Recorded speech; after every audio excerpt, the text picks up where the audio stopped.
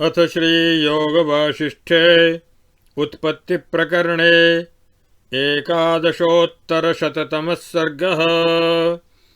श्रीवसिष्ठोवाच अथ चित्तमहाव्याधेश्चिकित्सायामहौषधम् स्वायत्तं शृणु वक्ष्यामि साधु सुस्वादु निश्चितम्। स्वेनैव पौरुषेणाशु स्वसंवेदनरूपिणा यत्नेन चित्तवेतालस्त्यक्त्वेष्टं वस्तु जीयते। त्यजन्नभिमतं वस्तु यस्तिष्ठति निरामयः जितमेव मनस्तेन कुदन्त इव दन्तिना। स्वसंवेदनयत्नेन पाल्यते चित्तबालकः अवस्तुतो वस्तुनि च योज्यते बोध्यतेऽपि च।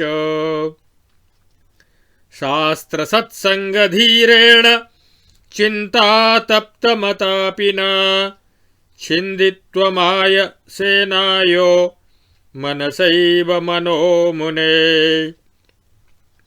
अयत्नेन यथा बाल इतश्चेतश्च योज्यते भावैस्तथैव चेतोऽन्तः किमिवात्रास्ति दुष्करम्। सत्कर्मणि समाक्रान्त मुदर्कोदयदायिनी स्वपौरुषेणैव मनश्चेतनेन नियोजयेत्। स्वायत्तमेकान्तहितं स्वेप्सितत्यागवेदनम् यस्य दुष्करतां यातं धिक्तं पुरुषकीटकम्।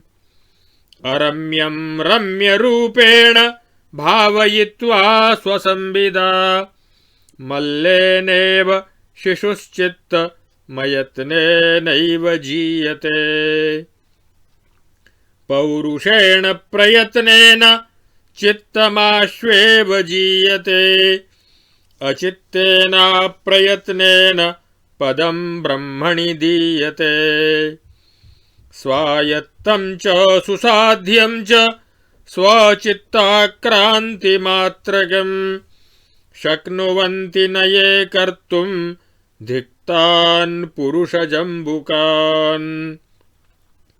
स्वपौरुषैकसाध्येन स्वेप्सितत्यागरूपिणा मनः प्रशममात्रेण विना नास्ति शुभा गतिः।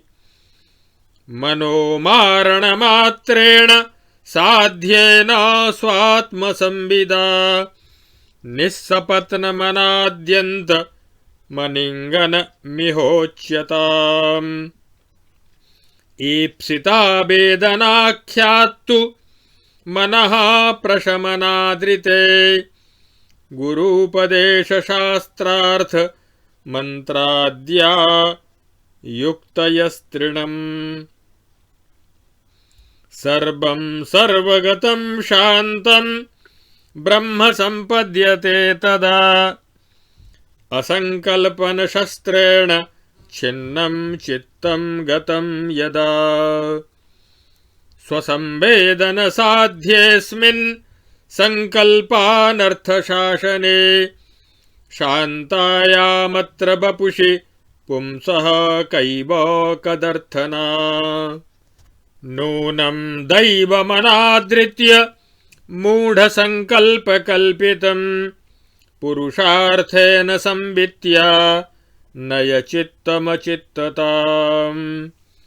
तां महापदवीमेकां कामप्यधिगतं चिरं चित्तं चिद्भक्षितं कृत्वा चित्तादपि परो भव। भवभावनया युक्तो युक्तः परमया धिया धारयात्मानमव्यग्रो ग्रस्तचित्तं ततः परम्। परं पौरुषमाश्रित्य नीत्वा चित्तमचित्तताम् तां महापदवीमेहि यत्र नाशो न विद्यते। संवेदन विपर्यासरूपिणी धीरिवाचला जेतुमाशु मनोराम पौरुषेणैव शक्यते अनुद्वेगः श्रियो मूलमनुद्वेगात् प्रवर्तते जन्तोर्मनोजयो येन त्रिलोकी विजयस्तृणम् न शस्त्रदलनोत्पातपाता यस्यां मनागपि स्वभावमात्रव्यावृत्तौ तस्यां कैव कदर्थना अपि स्ववेदनाक्रान्तौ न शक्ता येन राधमाः कथं व्यवहरिष्यन्ति व्यवहारदशासु ते पुमान्मृतोऽस्मि जातोऽस्मि जीवामीति कुदृष्टयः चेतसो वृत्तयो भान्ति चपलस्यासदुत्थिताः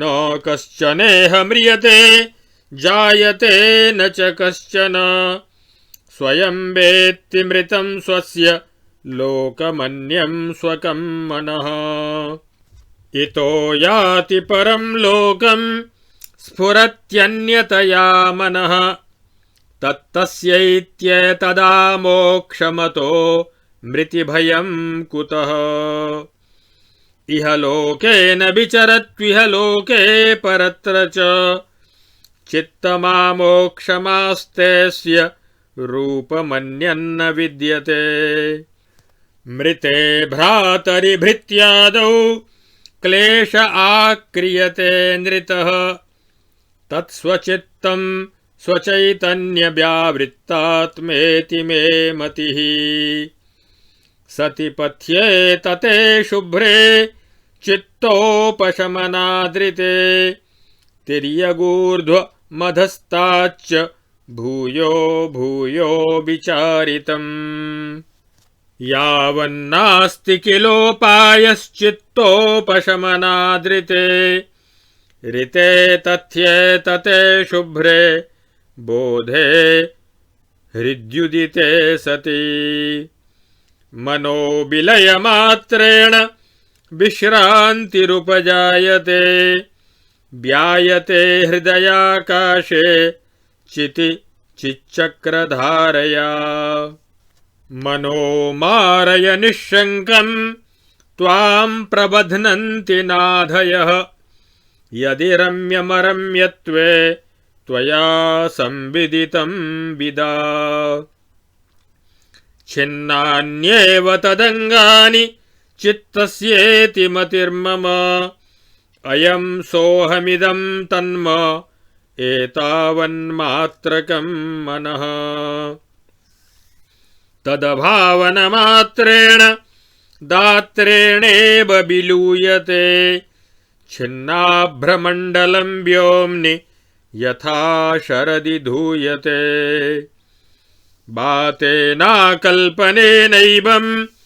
तथा तद्धूयते मनः भवन्ति यत्र शस्त्राग्नि पवनास्तत्र भीर्भवेत् स्वायते मृदुनि स्वच्छे किमसङ्कल्पने भयम् इदं श्रेय इदं नेति सिद्धमाबालमक्षतम् बालं पुत्रमिवोदारे मनः श्रेयसि योजयेत् अक्षयं चानवं चेतः सिंहं संश्रितिबृंहणम् घ्नन्ति ये ते जयन्तीह निर्बाणपददायिनः भीमाः सम्भ्रमदायिन्यः सङ्कल्पकदनादिमाः विपदः सम्प्रसूयन्ते मृगतृष्णामराविव कल्पान्तपवनावान्तु यान्तु चैकत्वमर्णवाः तपन्तु द्वादशादित्या नास्ति निर्मनसः क्षतिः मनोबीजात् समुद्यन्ति सुखदुःखे शुभाशुभे संसारखण्डका एते लोकसप्तकपल्लवाः असङ्कल्पनमात्रैकसाध्ये सकलसिद्धिदे असङ्कल्पनसाम्राज्ये तिष्ठावष्टब्धतत्पदः प्रत्यच्छत्युत्तमानन्दं क्षीयमाणं मनः क्रमात् काष्ठक्षीणाङ्गकाङ्गारो यथाङ्गारक्षयार्थिनः अपि ब्रह्मकुटीलक्ष्यं मनश्चेतत्समीहितं तदणोरन्तरे व्यक्तं विभक्तं परिदृश्यते संकल्पमात्रविभवेन कृतात्यनर्थं संकल्पमात्रविभवेन सुसाधितार्थं संतोषमात्रविभवेन मनोविजित्य नित्योदितेन जयमेहि निरीप्सितेन परमपावनया विमनस्तया समतया मतयात्मविदामपि शमितया मितयान्तरहं तया यदवशिष्टमजं पदमस्तु तत्। इत्यार्षे श्री वासिष्ठ महारामायणे वाल्मीकीये देवदूतोक्ते मोक्षोपाये उत्पत्ति प्रकरणे चित्तचिकित्सा नाम 11शततमः सर्गः। अब योग वासिष्ठ महारामायण के उत्पत्ति प्रकरण के 111वें सर्ग में चित्त रूपी रोग की चिकित्सा के उपाय तथा मनोनिग्रह से लाभ का वर्णन किया जाता है। श्री वशिष्ठ कहते हैं, हे श्री राम, यह चित्त एक महान रोग है। इसकी चिकित्सा के लिए एक बहुत बड़ी औषधि है जो अभीष्ट साधक निश्चित रूप से लाभ पहुँचाने वाली, परम स्वादिष्ट और अपने ही अधीन है। उसे मैं बताता हूँ, सुनो। राग के विषयभूत बाह्य विषयों का परित्याग करके परमात्म चिंतन रूपी अपने ही पुरुषार्थमय प्रयत्न से चित्त रूपी बेताल पर शीघ्र ही विजय पाई जाती है। जो अभीष्ट वस्तु बाह्य विषय भोग को त्याग कर चित्त के राग आदि रोगों से रहित होकर स्वस्थ रहता है, उसने अपने मन को उसी प्रकार जीत लिया है जैसे मजबूत दांतों वाला हाथी खराब और कमजोर दांत वाले हाथी को जीत लेता है। स्वसंवेदन आत्मा या परमात्मा के निरंतर चिंतन रूपी प्रयत्न से चित्त रूपी बालक का पालन किया जाता है। लालयेत चित्त बालकम, अर्थात उक्त यत्न से उसके राग और चपलता आदि रोगों की चिकित्सा करके उसे स्वस्थ बनाया जाता है। उसे अवस्तु मिथ्या अथवा अनात्म वस्तु से हटाकर वस्तु सत्य अथवा आत्म तत्व में लगाया जाता है तथा उसे बोध से संपन्न किया जाता है।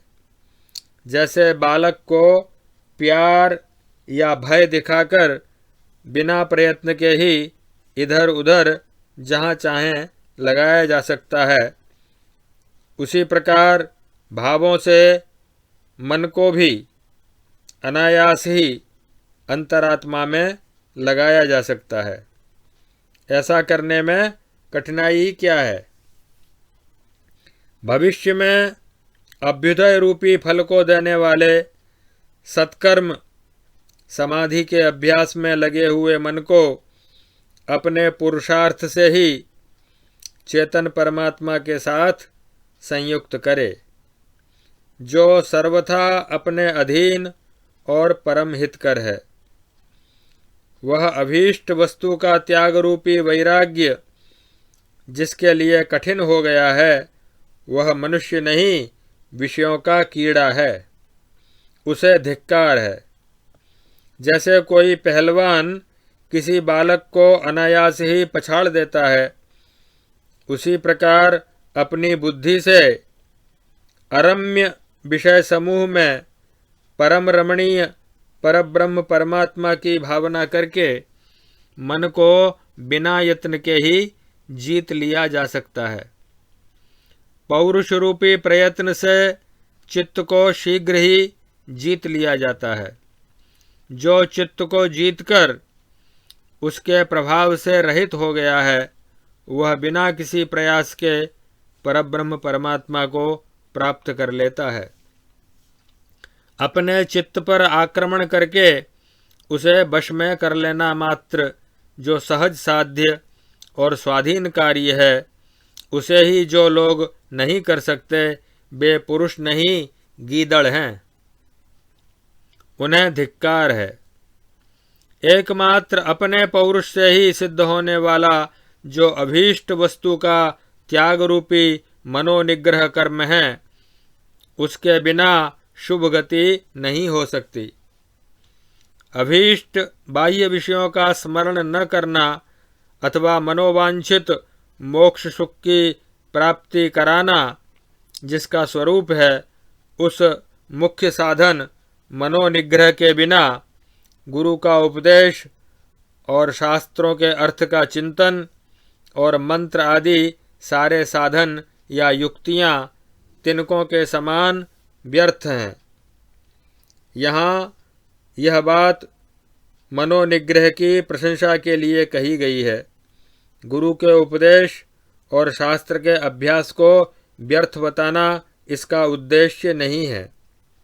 सद्गुरु के उपदेश और शास्त्रार्थ चिंतन कभी व्यर्थ नहीं जाते।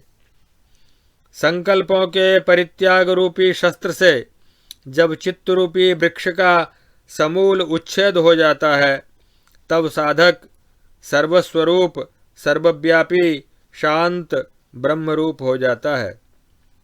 हे श्री राम, जैसे दिग्भ्रम होने पर पूर्व में पश्चिम की प्रतीति होने लगती है और वह अनुभव के विपरीत बुद्धि उस समय बिल्कुल स्थिर हो जाती है, परंतु विवेक रूपी पुरुष प्रयत्न से उस भ्रांत बुद्धि का भी शीघ्र ही निवारण किया जा सकता है। उसी तरह मन को भी वैराग्य रूपी पुरुष प्रयत्न से शीघ्र ही जीता जा सकता है। मन में उद्वेग का न होना राज्य आदि संपत्ति का मूल कारण है। उद्वेग या उकताहट न होने से ही जीव को अपने मन पर विजय प्राप्त होती है, जिससे तीनों लोकों पर विजय पाना तृण के समान सहज कार्य हो जाता है। जो नराधम अपने मन के निग्रह में भी समर्थ नहीं है, वे व्यवहार दशाओं में व्यवहार का निर्वाह कैसे कर सकेंगे। मैं पुरुष हूँ, मरा हूँ, उत्पन्न हुआ हूँ और जी रहा हूँ इत्यादि कुदृष्टियाँ चंचल चित्त की वृत्तियाँ ही प्रतीत होती हैं, जो बिना हुए ही प्रकट हुई हैं। यहाँ न तो किसी की मृत्यु होती है और न कोई जन्म ही लेता है। यह मन स्वयं ही अपने मरण का तथा लोकांतर गमन का संकल्प मात्र से अनुभव करता है। जो नित्य सत सबका हितकारी, मायामयी मलिनता से रहित और सर्वव्यापी परमात्मा है, उनमें चित्त का लय हुए बिना मुक्ति का दूसरा कोई उपाय नहीं है। इस बात का ऊपर नीचे तथा अगल बगल के लोकों में रहने वाले तत्वदर्शी विद्वानों ने बारंबार विचार किया है और वे सब के सब इसी निश्चय पर पहुँचे हैं कि चित्त की शांति के सिवा मुक्ति का दूसरा कोई उपाय है ही नहीं। रित, सत्य, व्यापक और निर्मल ज्ञान का हृदय में उदय होने पर मन के लय होने मात्र से परम शांति प्राप्त हो जाती है। यदि आपात रमणीय विषयों को तुम जैसे विद्वान ने अरमणीय वस्तुओं की कोटि में समझ लिया है, तब तो मेरा विश्वास है कि तुमने चित्त के सारे अंग काट डाले हैं। यह सामने दिखाई देने वाला जो वह पिता से उत्पन्न शरीर है वह मैं हूँ, और यह जो घर, खेत आदि धन है यह सब मेरा है। यह मैं और मेरा ही मन है। मैं और मोर तोर तय माया, जय बश कीने जीव निकाया। यदि यह मैं और मेरेपन की भावना न की जाए तो उससे मन उसी तरह कट जाता है जैसे हंसिया से तृण घास कट जाती है। जैसे शरद ऋतु में आकाश में बिखरे हुए बादलों के टुकड़े वायु द्वारा उड़ा दिए जाते हैं, उसी प्रकार मैं और मेरेपन की कल्पना या भावना न करने से मन भी उड़ा दिया जाता है, नष्ट कर दिया जाता है। इसलिए कोई विज्ञ पुरुष जैसे अपने बालक पुत्र को अच्छे कर्म में लगाता है, उसी तरह विद्वान पुरुष को चाहिए कि वह अपने मन को कल्याण मार्ग में लगाए। जिसका विनाश होना कठिन है तथा जो नूतन या बालक न होकर सयाना और दर्प से भरा हुआ है, उस मन रूपी सिंह को जो संसार का विस्तार करने वाला है, जो लोग मार डालते हैं, वे निर्वाण पद का उपदेश देने वाले महात्मा जन इस संसार में धन्य हैं। उनकी सदा ही विजय होती है। भले ही प्रलय काल के प्रचंड पवन प्रवाहित हों, चारों समुद्र एक में मिलकर एकार्णव हो जाएं और 12 सूर्य एक साथ तपने लगें, परंतु जिसका मन शांत हो गया है उस पुरुष की कभी कोई हानि नहीं होती। इस प्रकार महर्षि वाल्मीकि प्रणीत वासिष्ठ महारामायण के देवदूतोक्त मोक्षोपायों में उत्पत्ति प्रकरण के 111वें अध्याय में चित्त की चिकित्सा बताने वाला यह 111वां सर्ग पूरा हुआ।